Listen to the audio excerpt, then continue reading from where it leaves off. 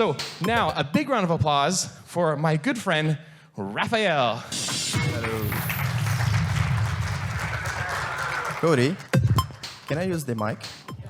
It's better.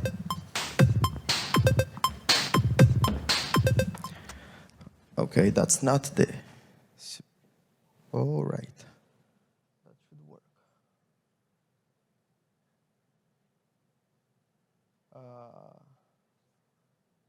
Here we go.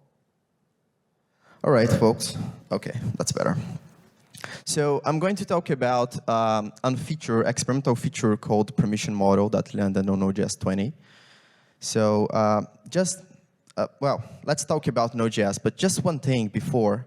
We are having a mascot contest, so if you are a designer or someone creative, please share it on our social media. Well, I wouldn't spend more time on it because it's unlikely to beat the following mascot, 100%. So, well, okay.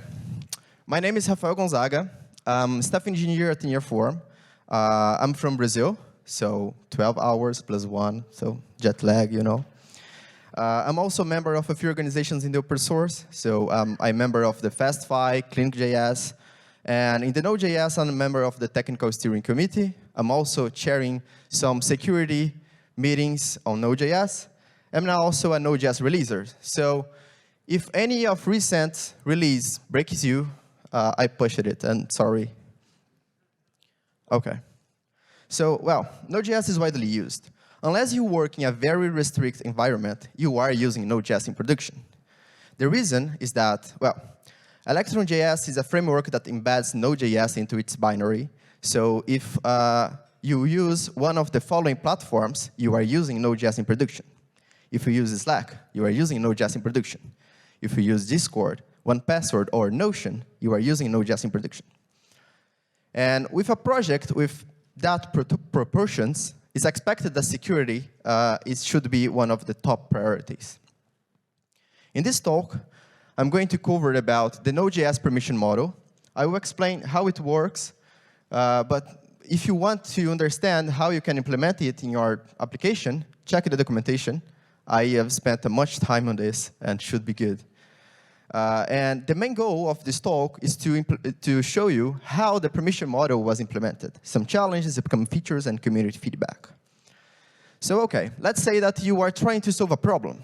When you try to solve a problem, you normally go to YouTube, to Google, and some hands-on tutorial tell you, install this magic package, and that will work. However, sometimes this magic package might return the expected result.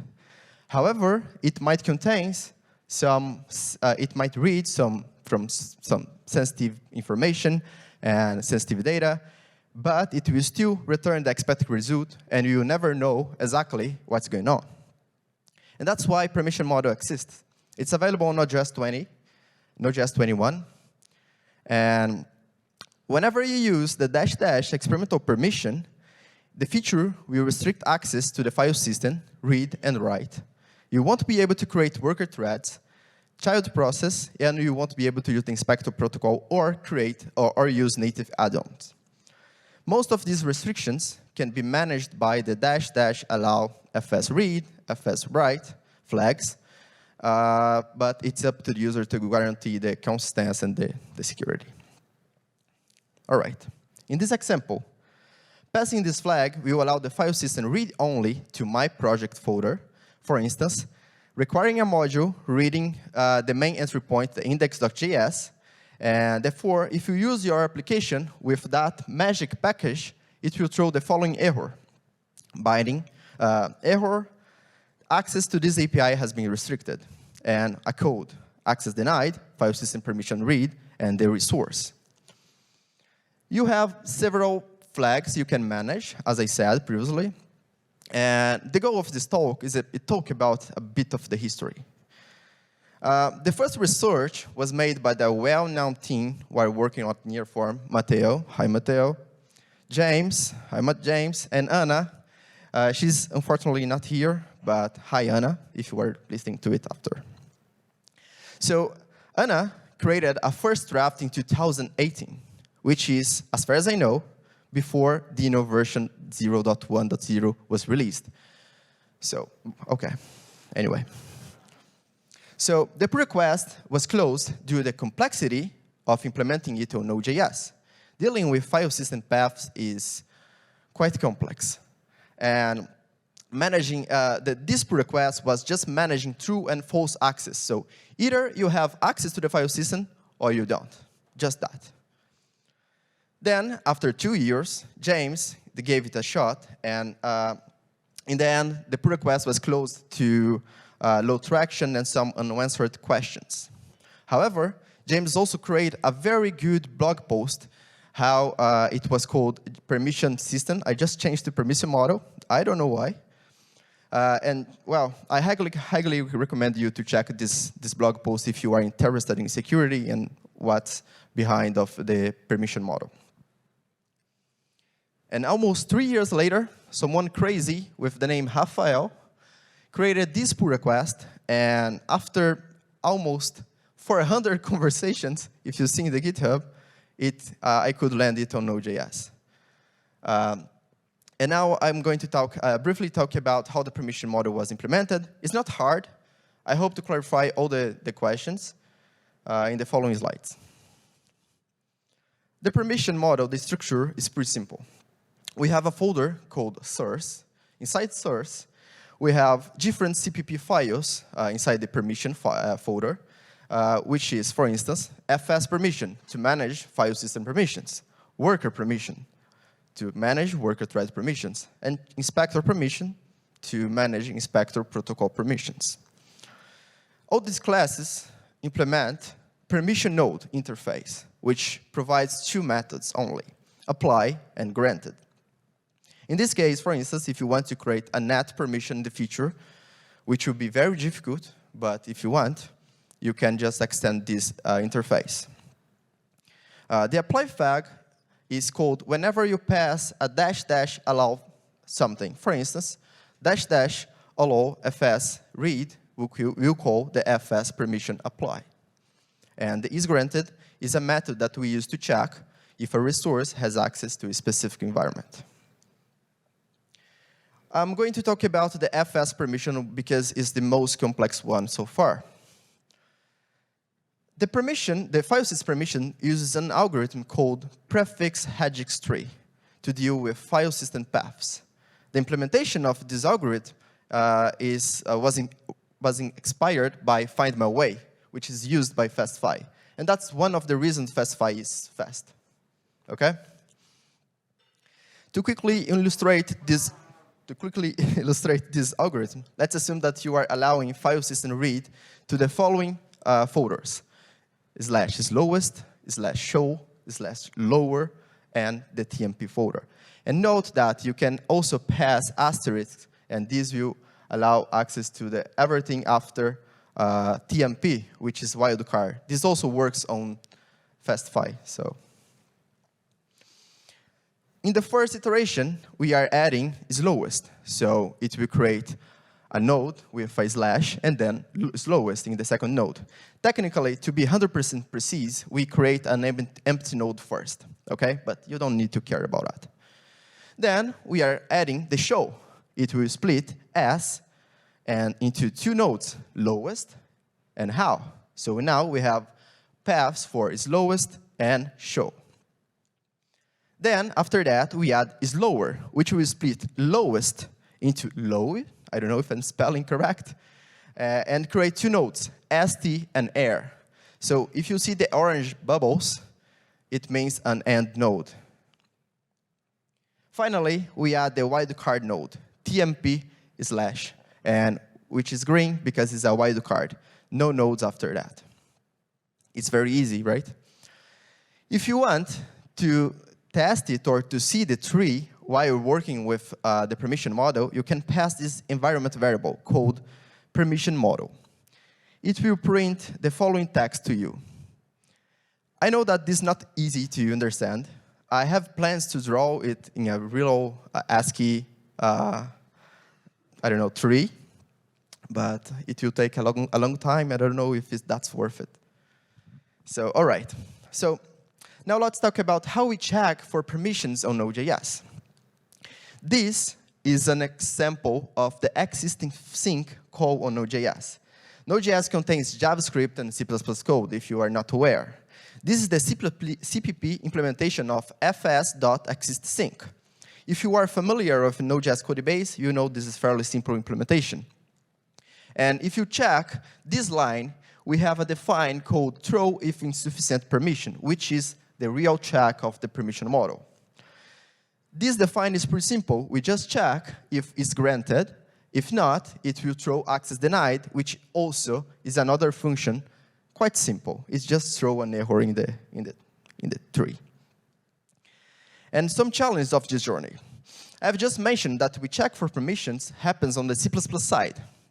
However, it comes the challenge number 1. In 2020, Anna created a pull request that we cannot create or throw errors after an instance of fs rec callback is created. So this is the JavaScript side of Node.js. Note that we are validating the path before the creation of fs rec callback. Totally fine. We can throw errors there. After that, however, the permission model calls or throw errors after the creation of fs callback. So it was not working. So I had to create a prior pull request that allows throwing exceptions after the fs rec callback creation. So now, technically, one step above, and we are good to go, throwing errors in the C++ side after creating fs rec callback. Challenge number 2, supporting relative paths. Currently, you cannot pass -- allow fs read and a relative path. It doesn't work. The reason is that in the initial implementation, I was using real path, which is synchronously. So real path is a sync call and also resolves to a symlinks, which is, we don't want to resolve symlinks in that specific part. And you may think, okay, if you are concerned about sync call, let's use libuv, right? Right. We can use uv fs real path. However, it also resolves symlinks, and also permission model accepts non-exist paths. For instance, I want to allow access to a specific folder that was not created yet. UVFS real path will throw an error, and you won't be able to check why. Fortunately, I'm working on that with Carlos Espa, also working at NearForm. So we are porting path resolve to C++, and it can be used in other parts of Node.js, so a pull request should be created soon. We are just struggling with Windows, always Windows. And challenge number 3, symlinks. Symlinks can be relative and absolute, okay? Due to the nature of Node.js, handling symlinks are very, very difficult as long as you operate on paths. Take this example. I have the folder A, and I have the folder B, folder C. Both, all the folders contain a file.md, and in the end, I have a symbol that points to a relative symlink /file.md. This is allowed. The C folder is allowed. However, B and A is denied. If I try to read the C symbol, it will show me the AB file, which is a denied path. I don't want that. This will bypass the permission model. So what if, you may think, what if we check the path, if relative, before creating that? Good option. So let's assume this second behavior. We have the B folder. B folder, the same structure. And I try to rename .foo to .foo. I will check if foo was a symlink using uv fs read link, the libuv, and uv fs read link returns an error. Okay, it's not a symlink, so you are good to go. That's correct, because if you look to this structure, foo is not a symlink, so we are good to go, right? Imagine that the thread is suspended by the operating system for some reason, for the scheduler that happens with applications, or a parallel thread or a parallel process tries to do the other things, and this gets suspended.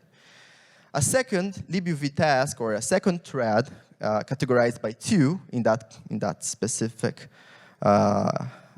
illustration, renames the symbol to foo, overriding the foo file. So now foo is a symbol. It is a relative symlink, okay? Then the thread is resumed, the first thread is resumed, assuming that foo is not a symbolic link. But you all know that now it's a symbolic link because the thread number 2 changed that state. So this will bypass the permission model. So that's another challenge that we are trying to solve. So you may think, what if we allow symlinks when permission model is enabled? Well, this will affect directly package managers like pnpm, because if you go to the .bin folder, you'll see a lot of relative symlinks. So what if we do other things? If you have an idea how to solve that, this was not solved yet, okay, by the way. Join our security meetings. I will be happy to discuss that with you. Some upcoming features. I have created this long issue about some upcoming features. So the top one priority is how to adopt it with the package managers. For instance, I have illustrated one example that you install a magic package, and if you require that magic package, it will do something wrong with your machine or something unexpected. However, whenever you install a package, it can contain a post-installing script that will read something and will technically bypass the permission model because npm does not use the experimental permission. So this is the top one. We are still evaluating that. Second one, support path resolve. We are working on that. We are also working to log whenever a permission is denied. We will throw an log using the diagnostic channel Stephen just presented. So this will be a kind of audit. And currently, the API is not throwing the access denied asynchronously. So if you use read file, for instance, we expect that errors contains error access denied, but in that case, it will throw the error synchronously, so it can break some implementations. Currently, we are fixing some vulnerabilities and some bugs. So if you look to the latest vulnerabilities folder or blog post, you'll see that we are releasing a lot of security releases. Most of them are fixing issues on the permission model. And well, we are talking about an experimental feature, okay? So experimental features are not meant for production use. They are prone to bugs. And when we are talking about a security feature, any bug can be a vulnerability, right? So one thing important to mention is that we assess experimental features in the same criteria we assess stable features. So for instance, you are looking to the recent security release of Node.js, and you see that we are releasing a lot of high critical security releases. Some of them, if not most of them, are about experimental features. So it might not affect you, but the scanner will tell you, oh, upgrade fast. So feedback is very important. When we created and landed the permission model, we received tons of feedback, really. We received some very, very good positive feedbacks. Some of them not so positive, and that's good, honestly. If you have anything to share about the permission model, please do it. Negative feedbacks is also a very good way to fit the shape of an API. So we need feedback, okay? And we received some suggestions as well, like let's support path resolve, which is very important. We are doing that. And some prompt access would be great. I don't agree with the last one, but we can discuss for sure. And one last thing, community is very, very important. I couldn't make it if I hadn't received a lot of feedbacks or help from the Node.js team. Especially to Tobias. Hi, Tobias. Thank you for helping us. He created a bunch of issues. In the beginning, I was very annoyed by him, to be honest. Really, really. Then after that, I learned that he is helping the permission model to grow, sharing his point of view, and that's amazing. So thank you so much. Anna and James to the first draft and research, which helped a lot. Bradley for the policy mechanism and also helping with some discussions, and many, many, many others. Also, I would like to say thanks to NearForm to allow me to work on that. So that's it, folks. Thank you so much. All right. Huge round of applause for Rafael. Thank you so much, Rafael. What a great talk. Appreciate all the amazing stuff that you're doing around security and Node.js.